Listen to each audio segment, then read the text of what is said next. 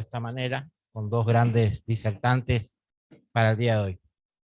Gracias por estar a todos ustedes. En nombre del Colegio Público de Abogados, yo le cedo la palabra al doctor Danuso, simplemente darles la bienvenida y bueno, trabajando fuerte como venimos haciendo para tener este tipo de herramientas que les permitan en el ejercicio de la profesión tener también los conocimientos necesarios para ello. Muchas gracias. Adelante, Sebastián. Adelante, doctor. Hola. Hola. Bueno, buenas noches para todos. Disculpen en primer lugar la demora, que nos generaron algunos inconvenientes técnicos, pero bueno, lo importante es que ya estamos comenzando. La idea de hoy es tratar dos temas que creemos que son de gran actualidad este día 16, en el que conmemoramos un día después el Día Internacional de los Derechos del Consumidor, que como ustedes saben es el 15 de marzo. Me acompaña hoy nuevamente aquí en esta tarea el profesor Carlos Silvero Fernández. El profesor Carlos Silvero Fernández es un docente, un catedrático de vasta trayectoria en la universidad pública y en la universidad privada. Diría es un estudioso del derecho civil y del derecho del consumidor o de consumo, y es una persona muy comprometida con las actividades de divulgación y enseñanza de estos temas que atañen directamente a la persona humana, ¿no? El centro receptor de toda la atención es la persona y sus derechos, en este caso, la persona como consumidora. Que, profesor Silvero Fernández, le cedo el uso de la palabra. Usted va a referirse, de acuerdo a lo que estaba programado, a la extensión del beneficio de gratuidad en la jurisprudencia de la Corte Suprema de Justicia.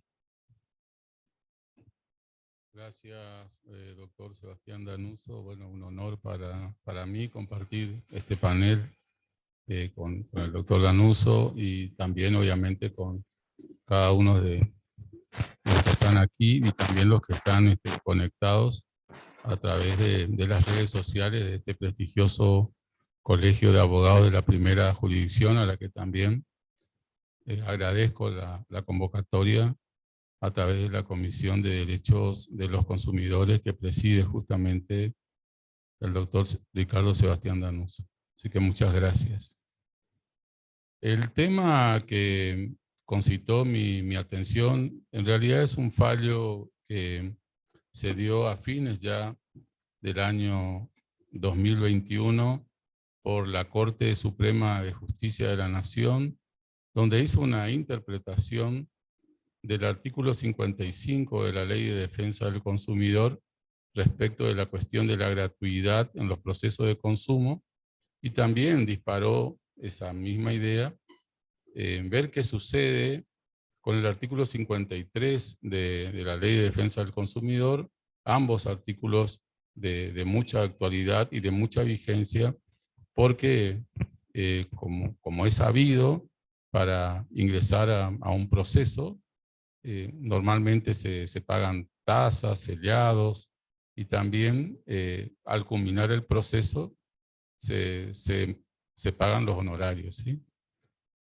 Aquí, digamos, la importancia, porque hubo una interpretación categórica de la Corte Suprema de Justicia, y hay otras cuestiones que todavía están en situaciones de proyectos de ley, pero que hay una clara doctrina que entiendo que se encuentra dentro de esta clarísima doctrina, digamos, el doctor Sebastián Danuso, abonando esto que vamos a sostener respecto de esta tesis, respecto del artículo 53 de la Ley de Defensa del Consumidor.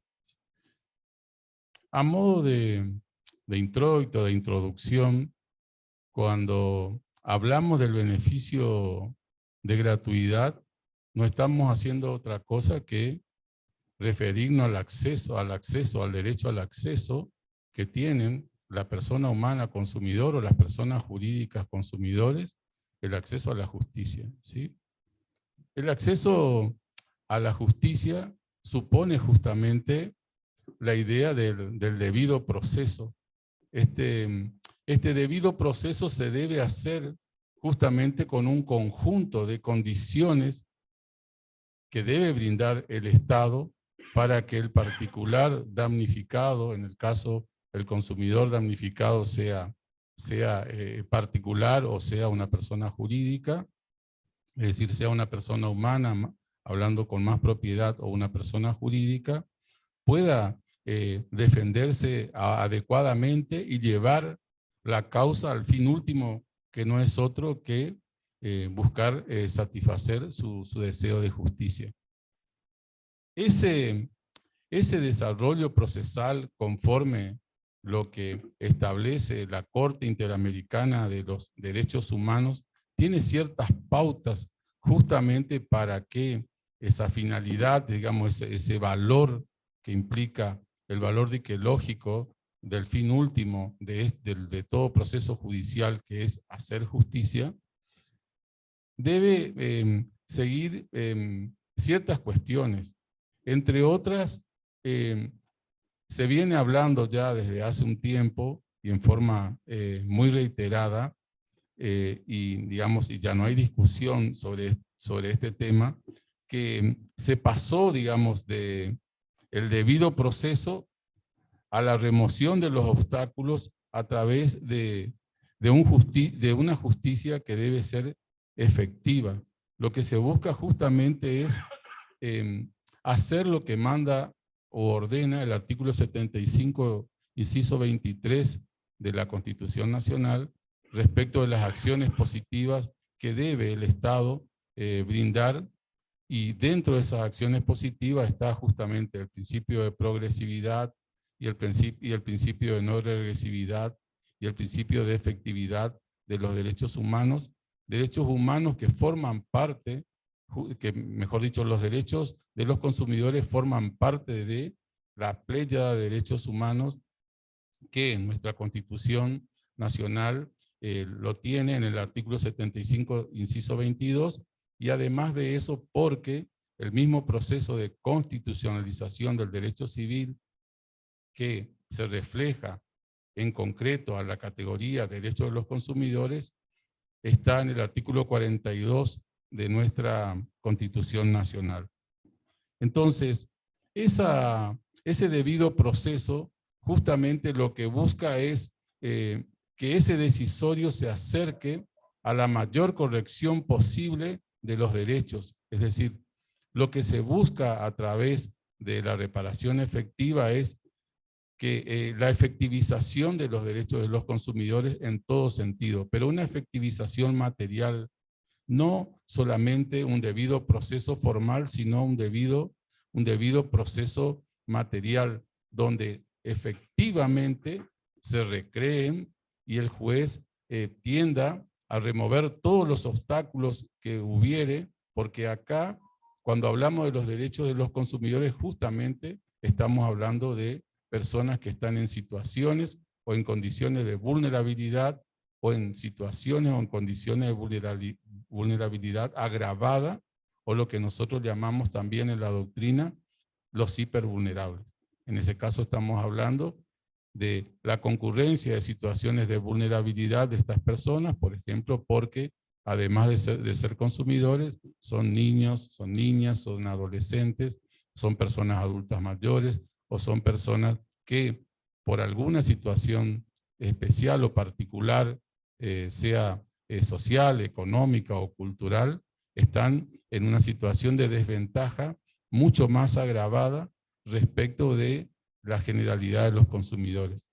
Entonces es ahí donde la justicia justamente debe tener en cuenta en estos procesos que la gratuidad es un principio jurídico para los derechos de los consumidores, porque a través de la gratuidad lo que se garantiza justamente es el acceso a la justicia, y el acceso a la justicia lo que está garantizando justamente es el fin último, que no es otro que hacer justicia.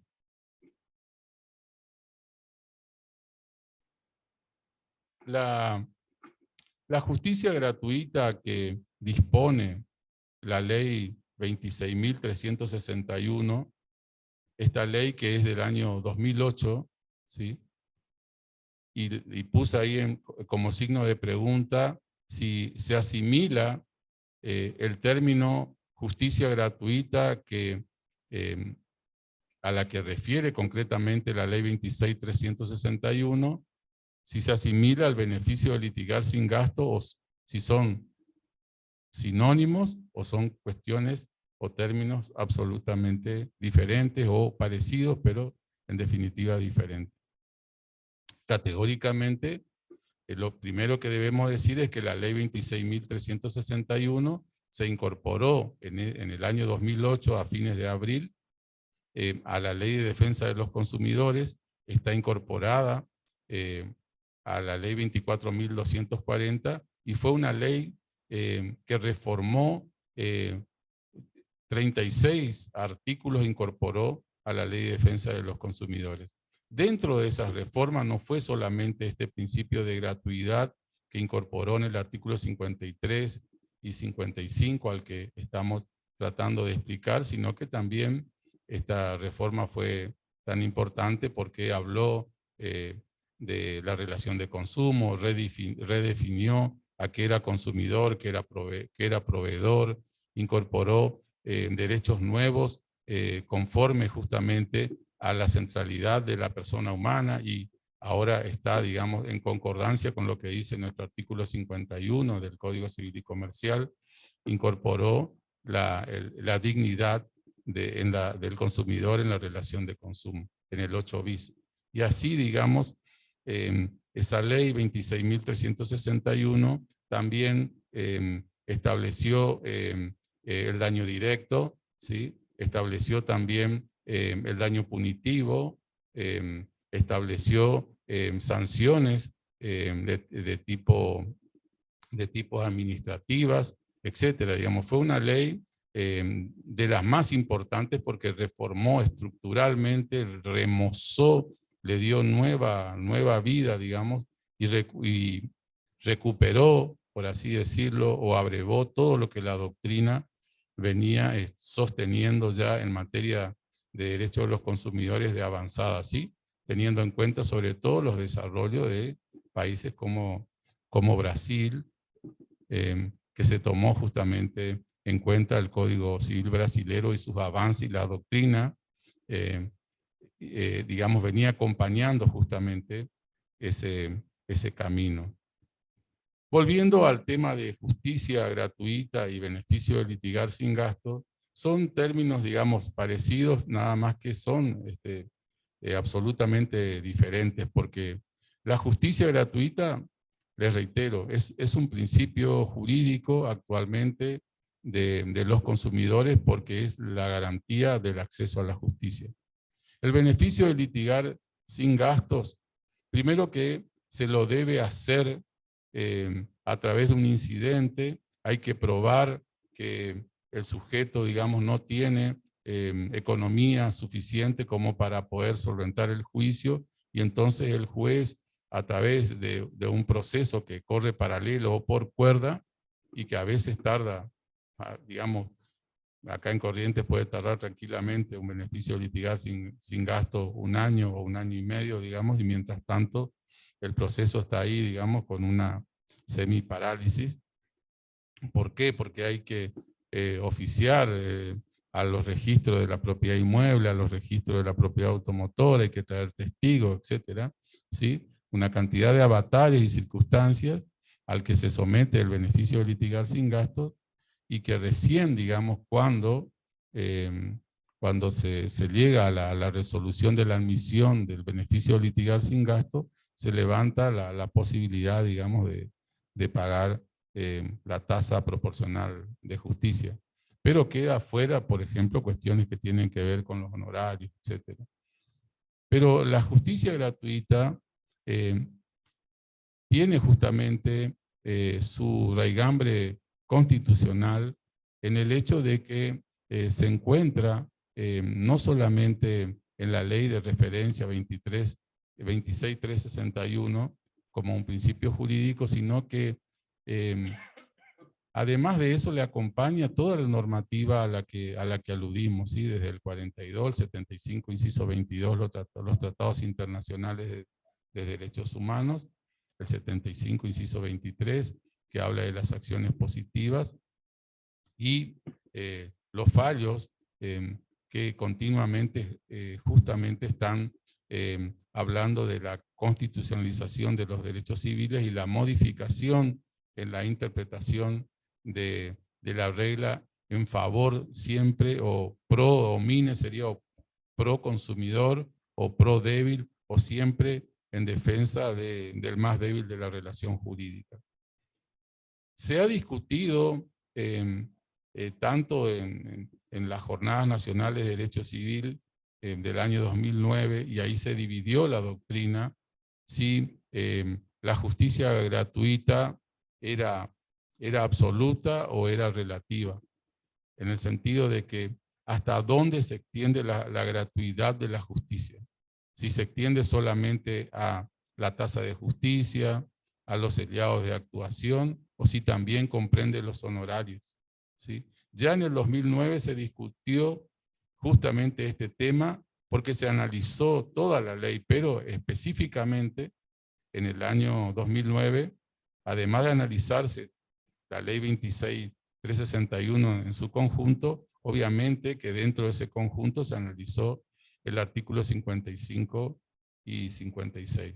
Y hubo dos posiciones claras, la mayoritaria presidida por Stiglitz y por Hernández, que sostuvo, ¿sí?, a la que nosotros nos adherimos, estuvimos por suerte ahí. También estuvo, por ejemplo, el doctor Rinesi acompañando esa idea. Bueno, está acá el doctor Sebastián Danuso, en el sentido de la amplitud de la justicia gratuita, en el sentido de que también comprendía no solo los seriados, las tasas de actuación, los gastos de perito, etcétera, sino también comprendía los honorarios de los abogados intervinientes.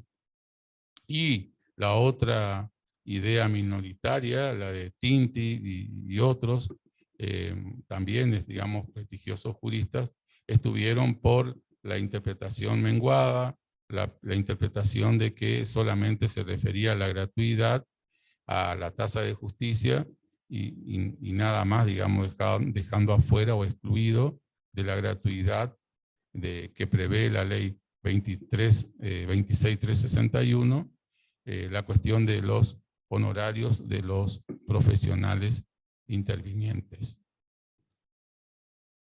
Actualmente existe un proyecto, varios proyectos, sí, pero existe un proyecto específicamente respecto de esta normativa, digamos, que quiere modificar el artículo 53 de la ley 24240, porque la particularidad del 53 es que admite la posibilidad por parte del proveedor de hacer un juicio de solvencia, un incidente de solvencia sería, más propiamente hablando, un juicio, un incidente de solvencia, para poder probar que el consumidor es lo suficientemente solvente cuando es un reclamo individual, no colectivo. Es decir, el 53 habla de la gratuidad en los procesos de consumidores individuales, y el 55 habla de la gratuidad en los procesos de consumidores colectivos, es decir, las asociaciones de consumidores. Es diferente el tratamiento que le da una norma a la otra.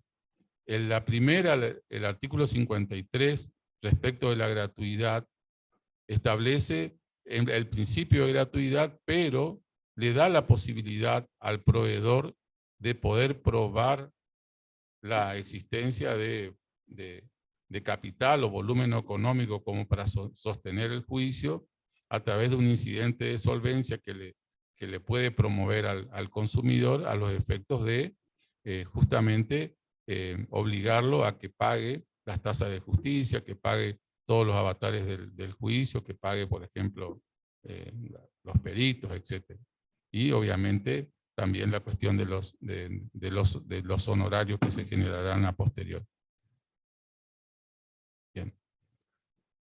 Y el artículo 55 es categórico en el sentido de que habla solamente de gratuidad de los procesos en que intervienen las asociaciones o consumidores agrupados de manera colectiva, y no le da ninguna chance al proveedor demandado, o también puede ser una acción, digamos, no le da ninguna posibilidad al proveedor de poder discutir la solvencia de las asociaciones o de los sujetos plurales de consumo que intervienen en un proceso de tal.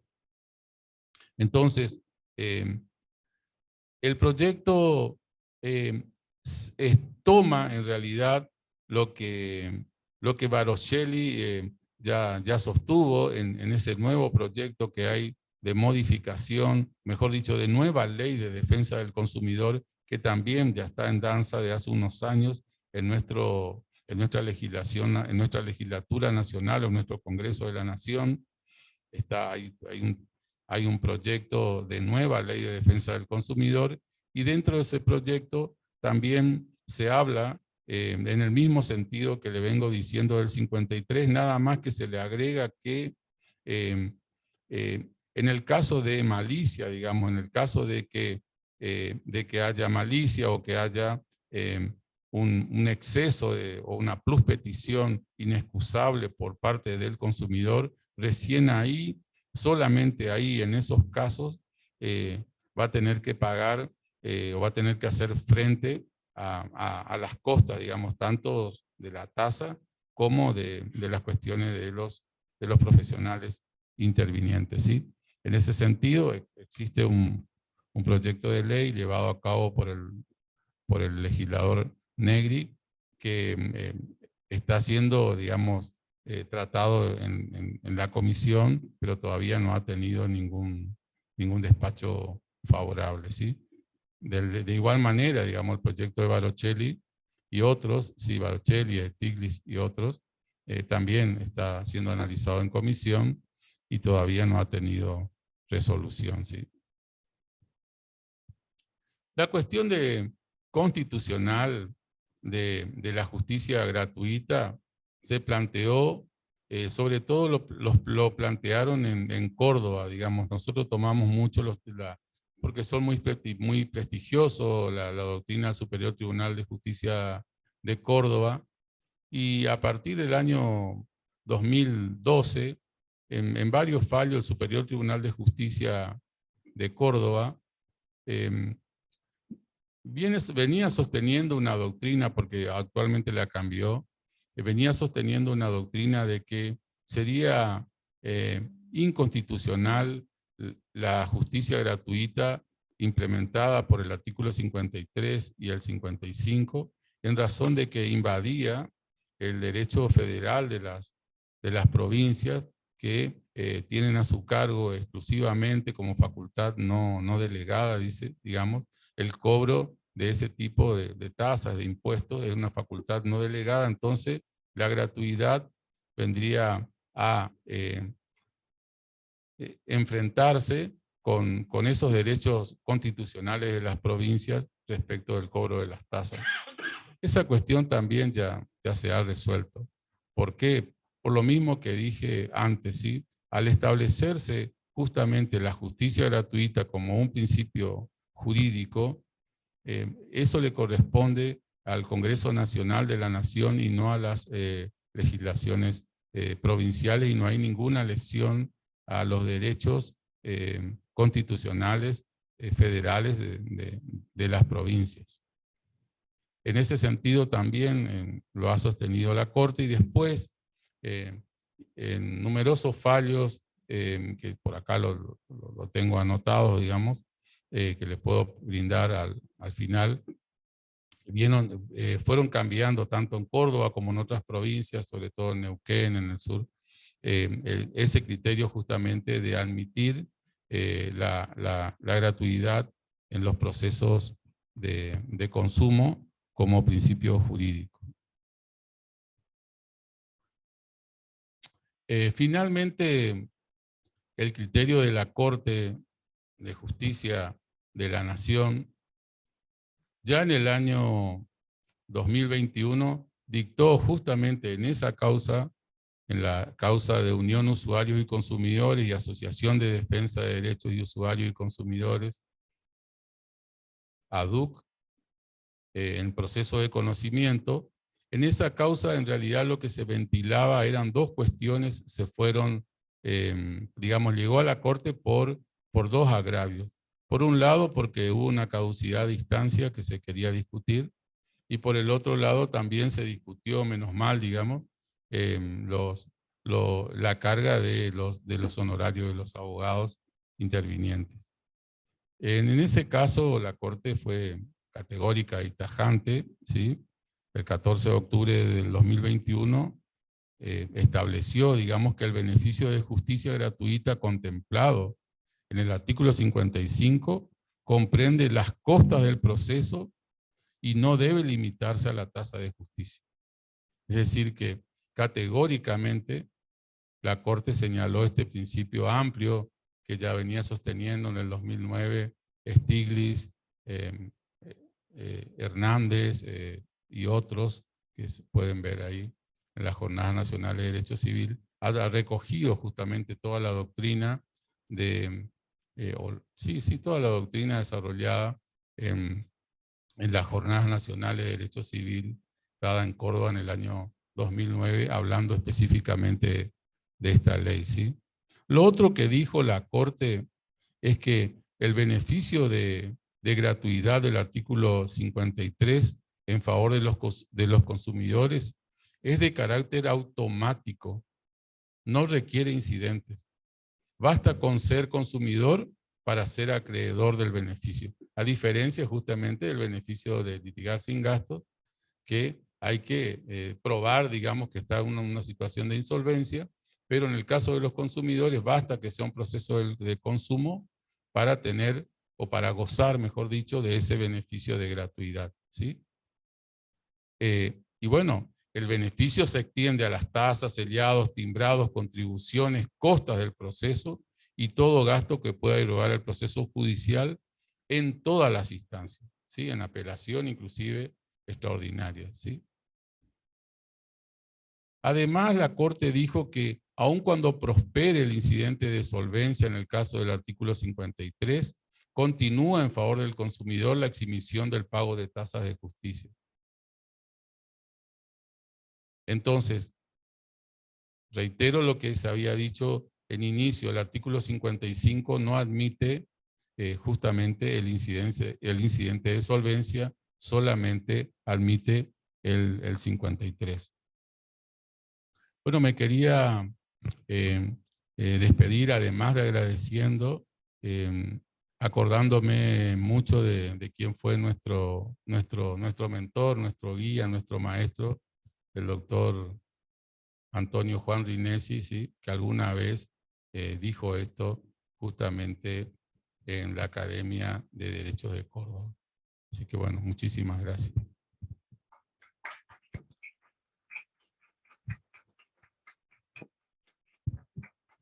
Bueno, Rinesi dijo, el consumidor es aquel que no dispone del control sobre los bienes de producción y por consiguiente debe someterse al poder de los titulares de estos.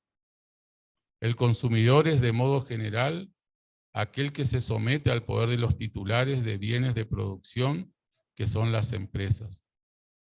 Más adelante dijo, todavía no hay cómo escapar del concepto del consumidor como uno de los partícipes de las relaciones de consumo, o sea, relación jurídica por excelencia, como también se ha enfatizado procurando tratar desigualmente a personas desiguales, teniendo en cuenta que el consumidor está en situación de manifiesta inferioridad ante el productor de bienes o servicios. Gracias.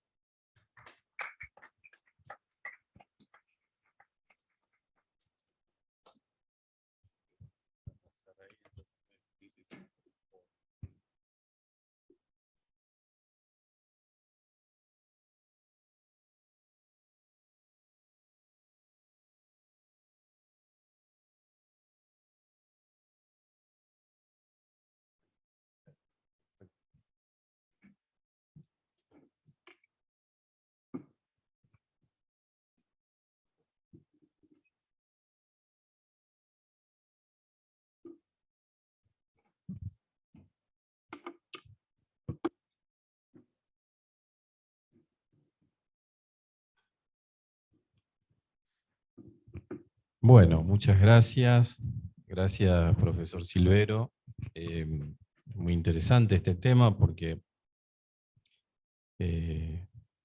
justamente la gratuidad como principio es una de las herramientas que ha creado el legislador en consonancia con los derechos fundamentales consagrados en el artículo 42 de la Constitución Nacional y también en los tratados internacionales sobre derechos humanos equiparados a la Constitución, de conformidad con el artículo 75, inciso 22, donde queda absolutamente de resalto que el consumidor es un sujeto vulnerable, que tiene una vulnerabilidad o una debilidad estructural, y en consecuencia la ley debe concurrir en auxilio del mismo para equilibrarlo, o equipararlo, o buscar equipararlo, valga lo redundante, en este juego de fuerzas inicialmente desigual con la otra parte de la relación, que es el proveedor o empresario, ¿sí? Entonces, una de las herramientas tendientes a garantizarle, digamos, la tutela judicial efectiva de sus derechos es garantizarle el acceso gratuito al servicio de justicia. Así que muy interesante, doctor Silvero, sobre todo el desarrollo de los antecedentes y sobre todo el precedente de la Corte que dejan claro la orientación que debe tener la interpretación del tema. Bien, el tema sobre el que voy a exponer yo está referido a algunas novedades legislativas en materia de daño punitivo. Bien,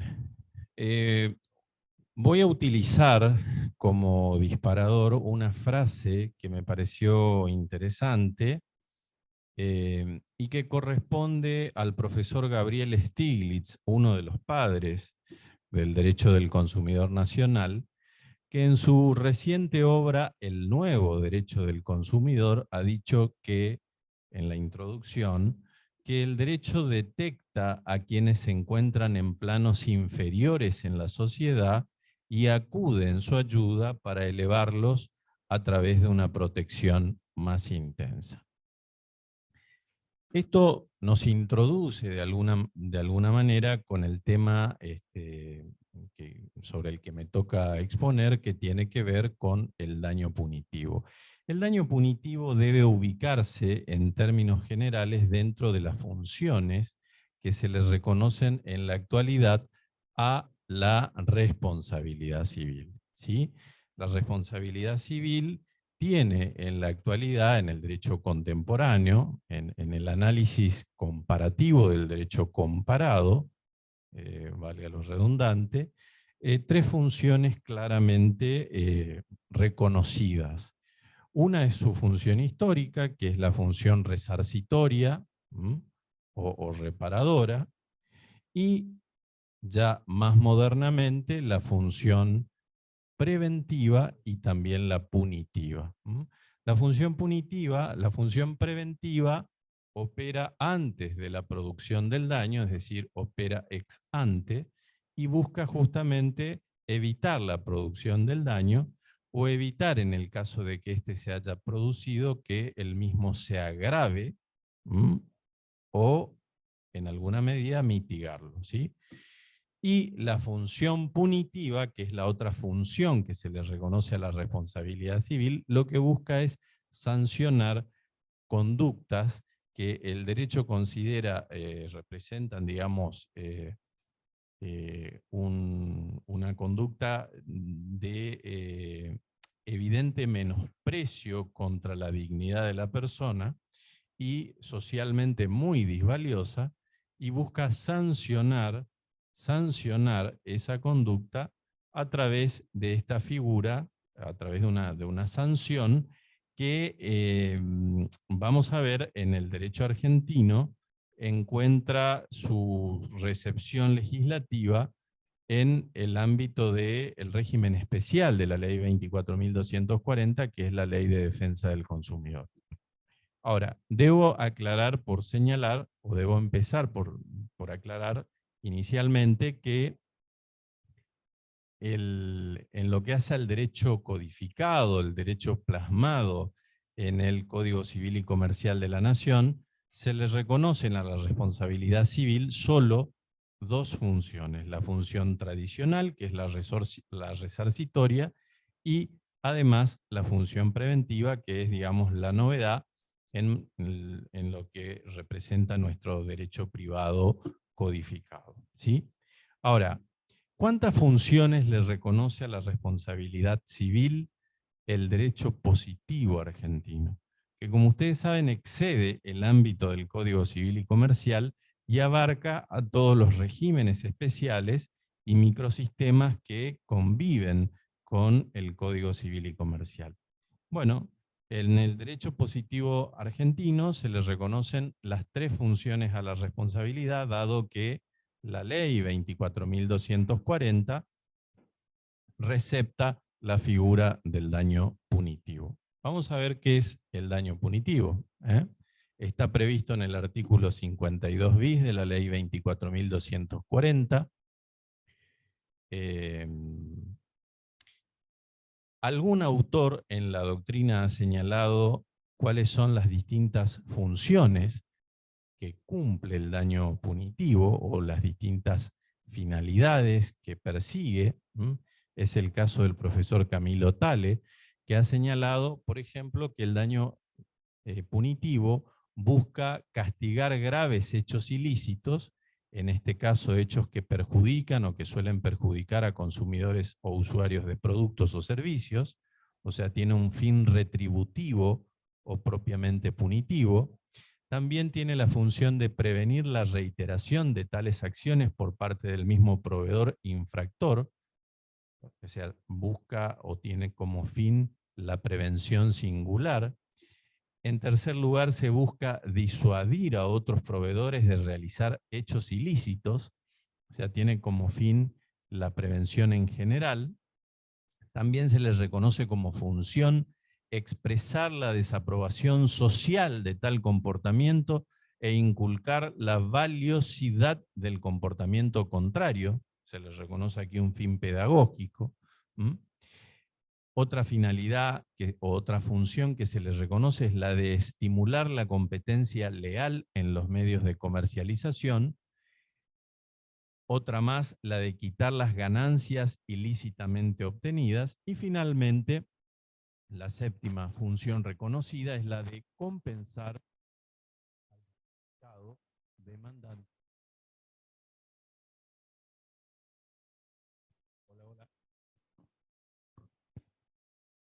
Hola.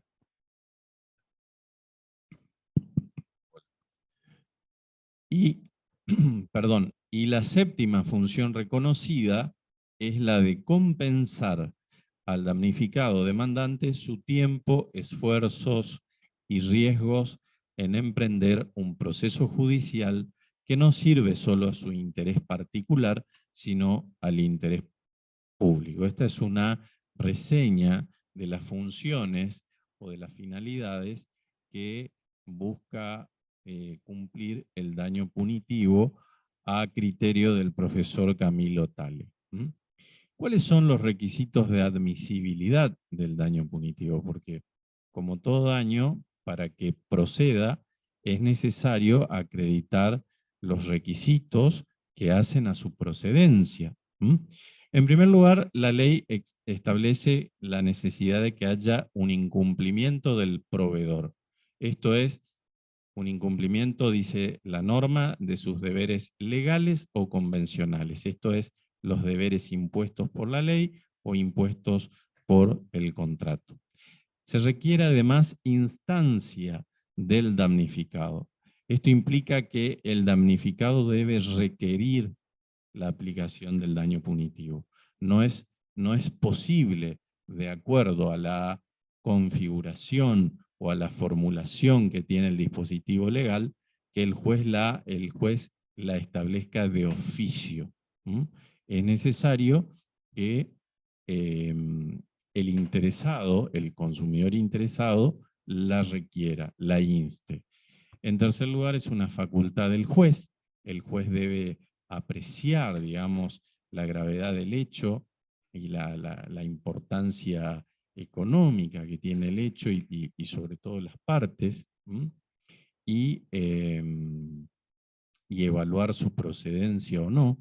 Aquí hay que señalar que el dispositivo legal del artículo 52 bis es bastante laxo, solo exige incumplimiento de las obligaciones legales o convencionales por parte del proveedor, pero la mayoría de la doctrina, haciéndose eco de todo el bagaje doctrinario y jurisprudencial de esta figura, que no es una figura propia del derecho nacional, sino que es una figura que proviene del derecho anglosajón, del derecho inglés, donde se exige una conducta que represente o que evidencie un grave menosprecio por la persona, los derechos y la dignidad del consumidor o usuario. Es muy interesante porque en otro momento, con más tiempo, se podría analizar toda la casuística jurisprudencial, es decir, el análisis de las distintas conductas que a criterio de los tribunales representan un grave y evidente menosprecio hacia la persona y la dignidad del consumidor o usuario.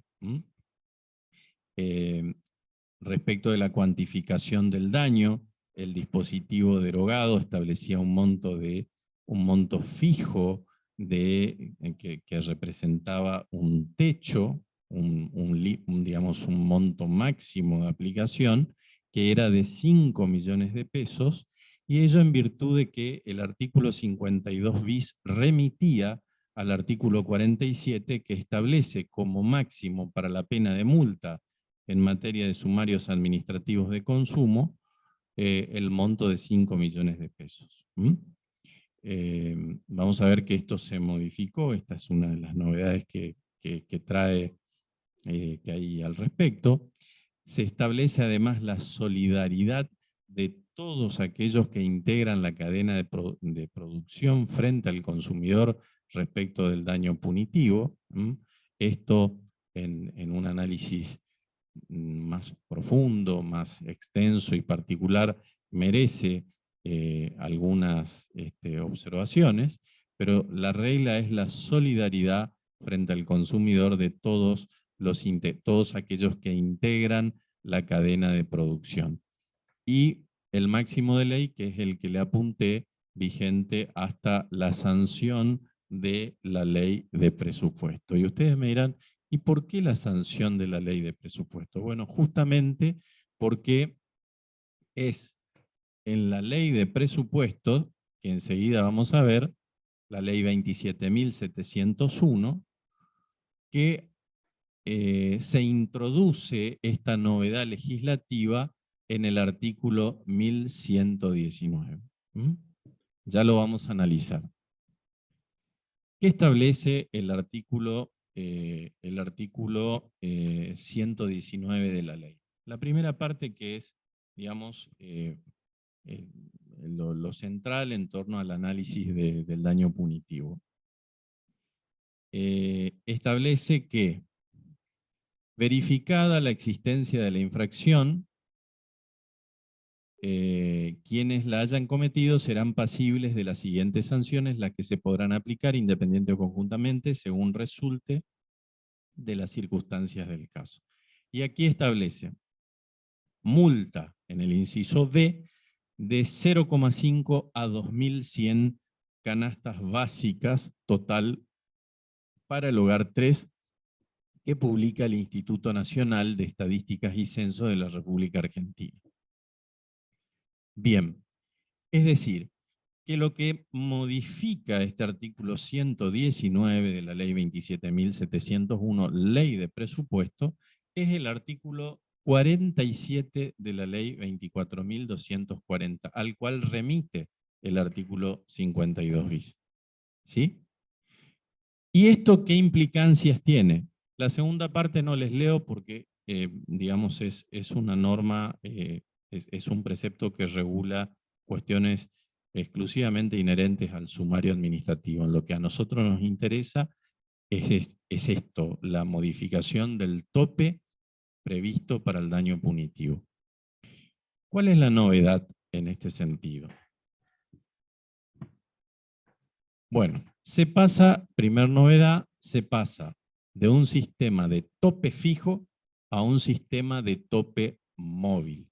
¿Por qué? Porque hay una referencia a una determinada cantidad de canastas para el tipo de hogar 3, significa un hogar conformado por, digamos, un matrimonio o una pareja y 3 hijos, ¿sí? Y esta unidad de medida se actualiza periódicamente por el Instituto Nacional de Estadísticas y Censos, ¿sí? Con lo cual, en la actualidad,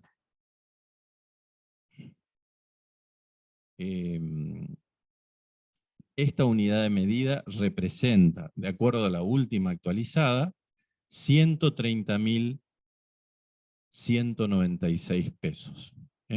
Fíjense ustedes, si hacen el cálculo, si alguien tiene una calculadora, por favor, vamos a ver que un simple cálculo nos permitiría determinar cuántos son 2.100 canastas básicas totales para el hogar 3. ¿Alguien tiene una calculadora? 130.196 por 3. Representa algo así como 390 millones de pesos. Sí, 390 millones de pesos. Y es un tope móvil. Es un tope móvil, no es un tope fijo, como tenía, como lo preveía y durante muchos años el artículo 47 derogado de la ley 24.240. Entonces, ustedes ven que esto responde en alguna medida, surge de manera imprevista porque nadie lo esperaba, pero responde en alguna medida a la necesidad de adecuar tanto las sanciones de multa en sede administrativa como, por lógica remisión, el límite máximo establecido para el daño punitivo. Porque la verdad es que hay empresas o hay proveedores que por su volumen económico y el estado actual de la economía, el estado monetario e inflacionario, un monto de 5 millones de pesos resulta claramente insuficiente, exiguo y estimula la reiteración del ilícito lucrativo. ¿Esto qué significa? Que al proveedor o empresario le conviene incumplir la ley. ¿Por qué? Porque obtiene más ganancias de ese ilícito lucrativo que de lo que tiene que pagar en concepto de daño, por ejemplo, daño total, patrimonial o extrapatrimonial, y finalmente daño punitivo. Una cosa que quiero agregar a lo que dije es que el daño punitivo es un rubro indemnizatorio más que se le acumula a los otros rubros indemnizatorios que reclama el consumidor dañado, el consumidor damnificado. Esto es, frente a una situación dañosa, a una situación de consumo donde el consumidor sufre o padece un determinado daño, puede reclamar todos los derechos patrimoniales que la ley les reconoce y los derechos extrapatrimoniales. Y además agregarle un reclamo por daño punitivo, que en la actualidad presenta como tope este monto de 390 millones de pesos. Bien. Esto plantea algunas cuestiones que voy a tratar de tratarlas de manera lo más sintética posible. Tienen que ver con la aplicación temporal de la ley. ¿Qué ocurre con aquellos procesos iniciados antes de la entrada en vigencia de esta reforma legislativa? Creo que la solución, y en esto coincido con el profesor Walter Krieger, quien ha escrito sobre el tema en la ley, en el Diario de la Ley, que la cuestión se resuelve claramente por aplicación del artículo 7 del Código Civil y Comercial de la Nación, que establece que en general las leyes no se aplican, digamos, retroactivamente, pero la excepción está dada por las cuestiones que, por aquellas novedades legislativas o leyes nuevas que sean más beneficiosas para el consumidor o que beneficien al consumidor. En ese caso, la ley sí se aplica retroactivamente, ¿sí? Bien, con lo cual puede aplicarse inclusive a los procesos iniciados con anterioridad a su entrada en vigencia, ¿no? Esto a tenor de lo que claramente dispone como excepción al principio general el artículo 7 del Código Civil y Comercial de la Nación. ¿Cómo se cuantifica el daño punitivo? Bueno, acá hay en líneas generales, y lo presento así, les diría inicialmente, porque este es un tema muy profundo, muy extenso, que da para mucho desarrollo, pero existen dos grandes sistemas. El primero es el de aplicación de reglas matemáticas. Es el caso, por ejemplo, de la fórmula que se conoce en doctrina y en la jurisprudencia como fórmula Irigoyen-Testa, y que surge de un precedente que la aplica, que es el precedente de la Sala 2 de la Cámara de Apelaciones en lo Civil y Comercial de Bahía Blanca, el precedente Castelli, que confirma el Superior Tribunal de Justicia de Buenos Aires. Este es un sistema y tiene que ver con la aplicación a los efectos de la cuantificación de reglas matemáticas, ¿sí? El otro sistema tiene que ver con la aplicación de una regla de apreciación judicial y de sana crítica, ¿sí?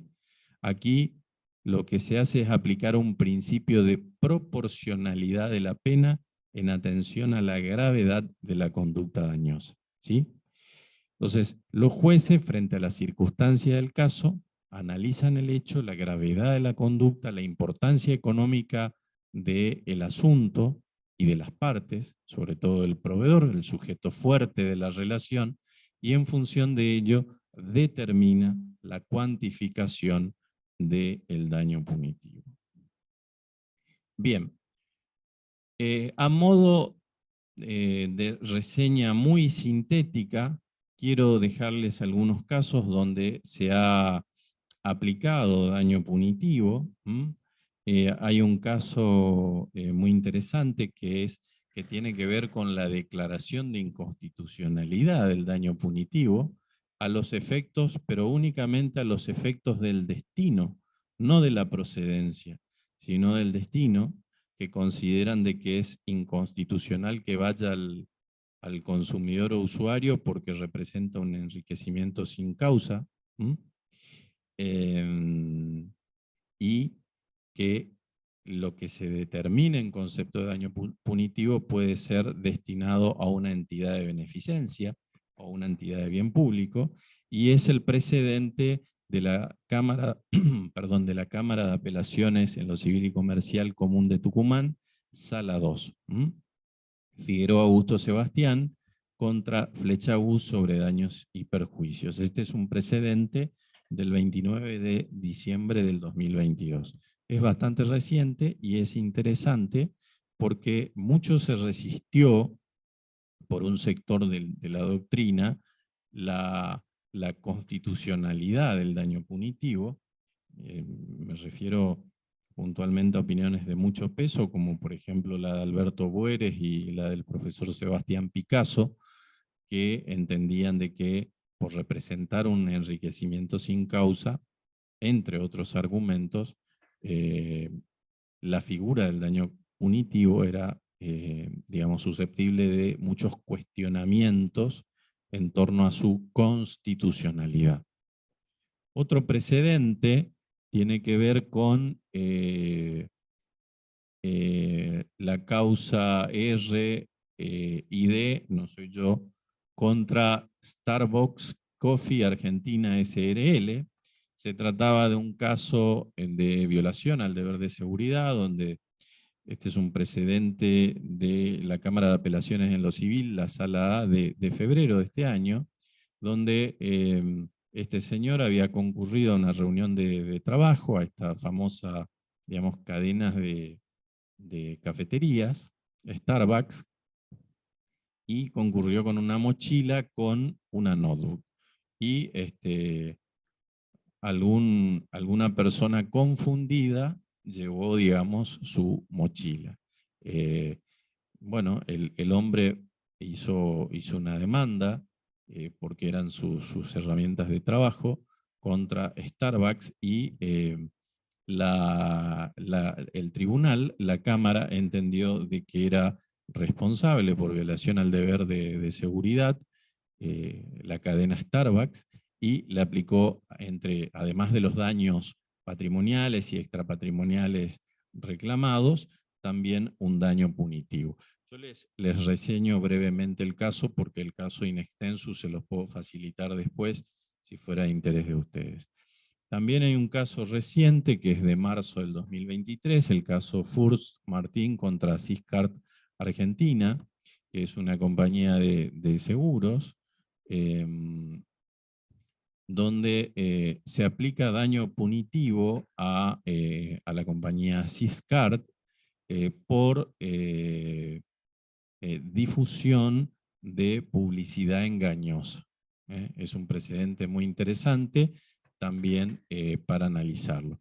Y finalmente, y esto es lo más novedoso, ya para ir terminando, creo que estamos casi en tiempo, el precedente de la justicia de Rosario, Di Marco Eduardo Nicolás, contra Galeno ART S.A., donde en el fuero laboral de Rosario se aplica un daño punitivo a una ART por una mala praxis en la que incurren los profesionales prestadores de servicio para esta ART en el tratamiento de un empleado con una enfermedad profesional laboral.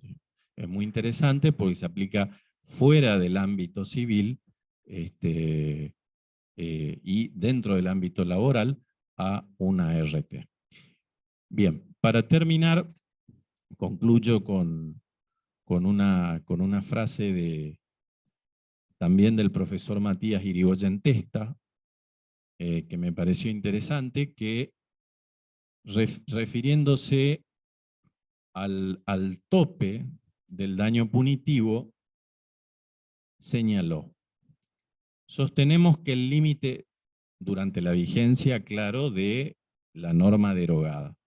Dijo: sostenemos que el límite fijo de 5 millones de pesos debe ser derogado y que el único tope admisible para la multa civil es el monto necesario para consumar la función de la misma, la disuasión mediante una sanción de conductas dañosas conforme con los niveles deseables socialmente. Con esto concluyo.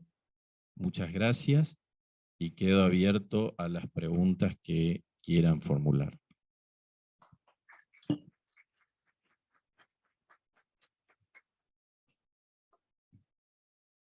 ¿Alguna pregunta?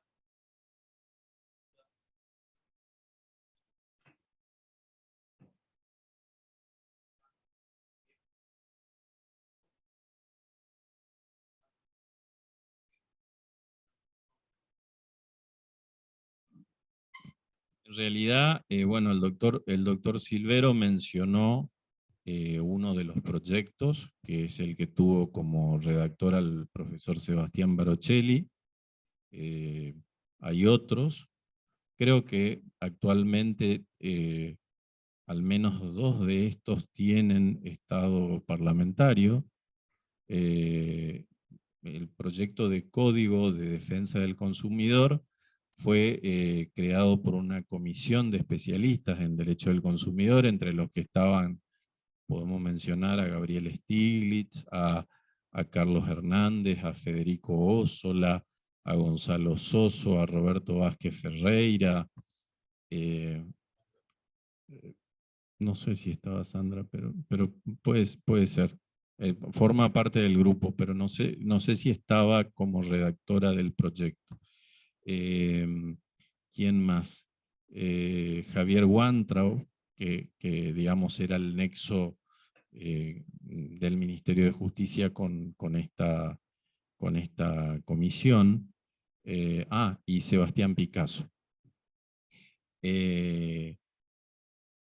Luego hubo otro proyecto que fue el que tuvo como redactor al profesor Sebastián Barocelli, y creo que hay un tercer proyecto que lo redactó el profesor Dante Rusconi, y que lo presentó un legislador por la provincia de Mendoza, muy desprestigiado, él de apellido Miguel, si mal no recuerdo.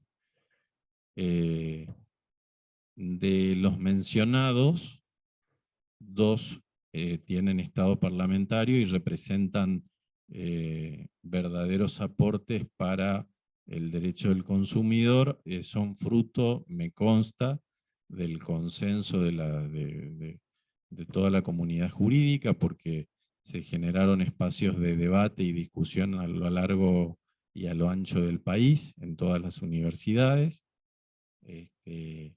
Así es que, bueno, y incluyen importantes novedades que representarían una mejora en la normativa de defensa de los consumidores y usuarios. Así que ojalá se reúnan los consensos necesarios como para que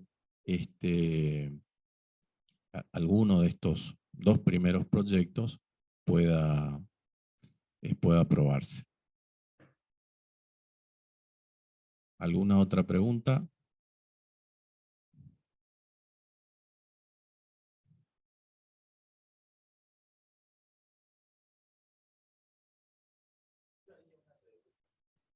Sí, por supuesto.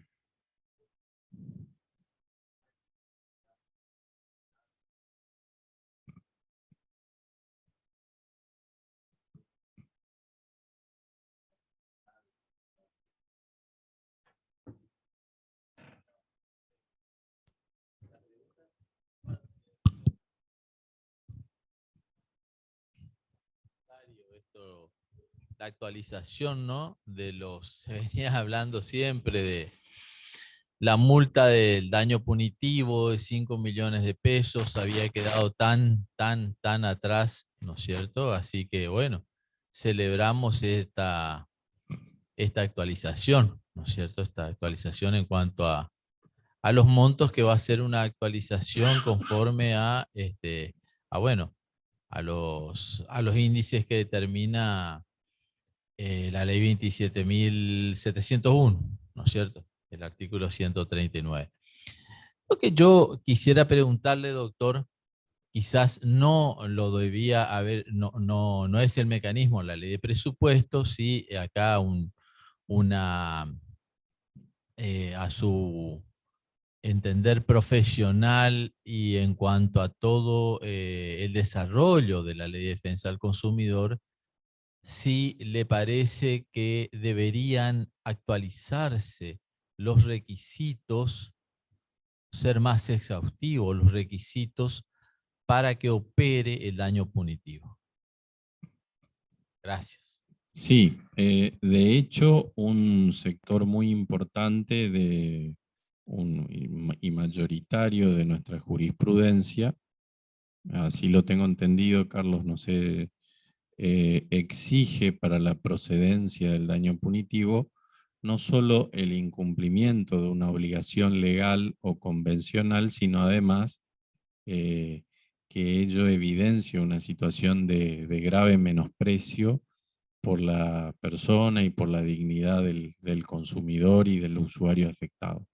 Este es un requisito que no surge del 52 bis, pero que sí se lo exige en el derecho comparado y sí forma parte de, de la nueva formulación que tiene la figura del daño punitivo en los proyectos de código que están con trámite parlamentario, donde sí se recoge esta exigencia que en realidad trae la figura de origen y que se exige en sus lugares de origen y que de hecho empezó a exigirlo la jurisprudencia mayoritaria. No sé, Carlos, vos.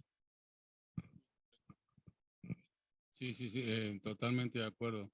Además, quisiera agregar respecto de la ley que estuviste comentando, la aplicación, digamos, la vigencia actual de esa norma respecto de las situaciones que todavía están planteadas pero que no han tenido resolución. Es de aplicación inmediata. ¿Por qué? Por lo que había dicho el doctor Danuso, por el artículo 7, digamos, porque esto ya pasó con nuestro Código Civil y Comercial de la Nación, en el sentido de que había obviamente juicios que no tuvieron culminación y al entrar en vigencia en el año 2015, el 1 de agosto, todos los juicios que estaban en proceso, inmediatamente el Código Civil empezó a regir, digamos, y se reguló esas situaciones, justamente porque lo que recoge el artículo 7 del Código Civil y Comercial es la doctrina que habla de los hechos consumados. Es decir, la irretroactividad va sobre las situaciones o las circunstancias pasadas no consumadas cuando las leyes son de orden público, que es el caso. Entonces, perfectamente es, digamos, aplicable a todos los juicios que están en proceso de ejecución, aun cuando estuvieran en apelaciones y todavía no tienen sentencia de cosa juzgada, esta ley 27701 respecto de la amplitud del daño punitivo en el orden que excelentemente lo señaló Sebastián. Además de eso, por el mismo criterio que sostuvo, digamos, el doctrinario que él citó, respecto de que siempre se está indubio pro consumidor, o la regla que dice al final del artículo 7, que habla de que las nuevas normas supletorias más favorables al consumidor le van a resultar aplicables. Es decir, cómo no, digamos, no le va a resultar aplicable una norma que en este caso no es supletoria, más favorable, digamos, por el orden público imperante. Así que en eso no hay materia de discusión, que los topes se movieron y que los topes son, digamos, de un volumen de más o menos 400 millones de pesos, peso más, peso menos, ¿sí? Y mañana ya va a ser 600 más o menos con la inflación que tenemos. Inclusive, y con esto para terminar, pues ya no queremos demorarlos más, Walter Krieger, quien analizó esta reforma en el diario La Ley, señala de que con esta reforma que mejora el tope y que establece un tope móvil, todavía por la coyuntura inflacionaria de nuestro país, todavía estamos por debajo de lo que el máximo representa actualmente con esta reforma en dólares, de lo que representaba en el año 2008 los 5 millones de pesos cuando entró en vigencia el artículo, digamos, el artículo, el 52 bis en realidad, ¿no? Así que hay una diferencia que en dólares respecto de la norma derogada, ¿no? Desde sus inicios. Pero bueno, eso tiene que ver con, como dijo ayer un ex ministro de Economía, este país lamentablemente tiene la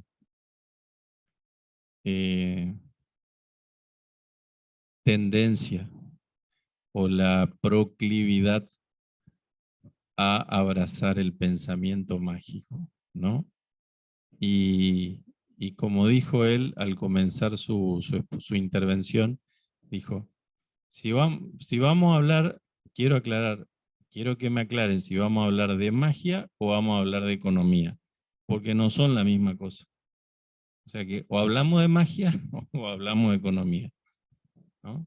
Y tiene que ver, me pareció genial la frase porque tiene que ver con la extensión de la economía como ciencia social al respeto y a la jerarquía que tienen todas las otras ciencias sociales, entre ellas el derecho, ¿no? Bueno, si no hay ninguna otra pregunta, terminamos acá y los liberamos. ¿Mm? Bueno, muchas gracias, buenas noches.